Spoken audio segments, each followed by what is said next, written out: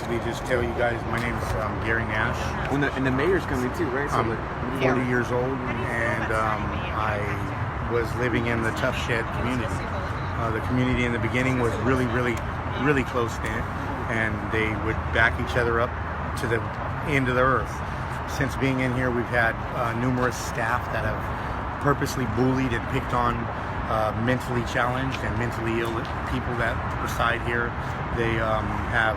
We've had incidents where when we go to report things, we've been physically assaulted. Myself, I was assaulted and kicked out because I held a hammer up and told them I didn't want them to hit me anymore. They've had people that, the people in there are just so mismanaged and unprofessional. They're disrespectful to our visitors. They treat us like we're inmates, lower than inmates, because the inmates actually have running water and electricity in their cells 24 hours a day. We're told we can only use a generator that they decide when they get to use it, and they take it away as a privilege if somebody else messes up. They only run it from 9 until 1 p.m. 9 p.m. to 1 p.m. We're not allowed to use it in the daytime. We've recommended that they bring solar systems. They didn't want to do that. We even had donors that were willing to give $700,000 worth of equipment to install in this camp, and it was denied by the top lady. She didn't want us to have them, but if you look over their offices, they have them. They put them on there for them. They put signal blockers on there so we can't use the computers or the Wi-Fi's. They have them inside their office, and they activate them when they come on site. We have no insulation inside there. What they give you is it's a Tuff Shed with 2 little army cots, 2 blankets, and that's it. There's no lighting in there, so the window is probably about this big, and it's no airflow. There's no light that shines through that window. You have to have your door completely open to get any type of light. When the light is down, or when it's dark, you can't see if you have dogs, if you have equipment, or you have any of your own stuff. It's hard to get to the door to answer, especially if you're disabled. I'm disabled, and I've had run-ins with these people. I've complained and filled out a complaint against Kia, the staff manager here, who has stolen the homeless people's food. Food was donated after she didn't feed any of us. She was a manager for a week, and in that week we had no water, not even in the hand distilled dispenser to wash our hands after using the bathrooms. She had not had them clean the bathrooms until the day before Lester came.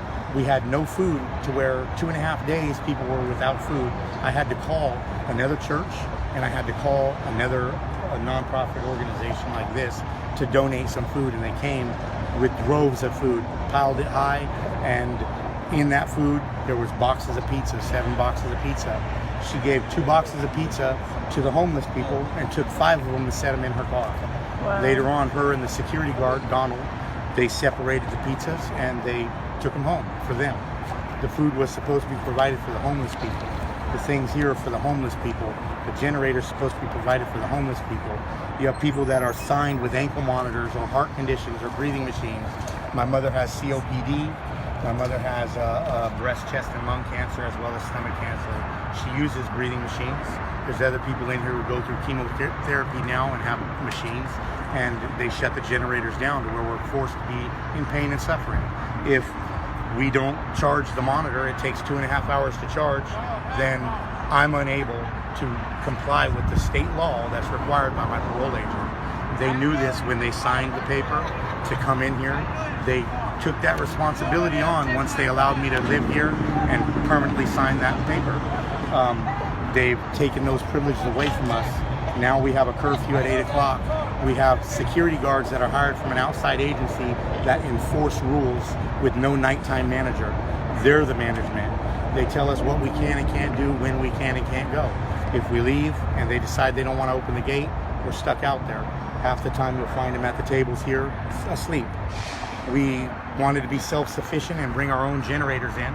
We had several people that attempted to bring their own generators in, and they told us that it was against the health and safety code, that it was a fire hazard. Because of the wood structures, it would be a fire hazard to all of us. We could burn. But if you look inside, behind this tarp and between the shed, there's a generator in there sitting on a wooden pallet on top of a rug with gasoline soaked all over it, because that's what they run their generator. That's between their office, but that's not safe. We've been contradicted on everything with that. And I was a big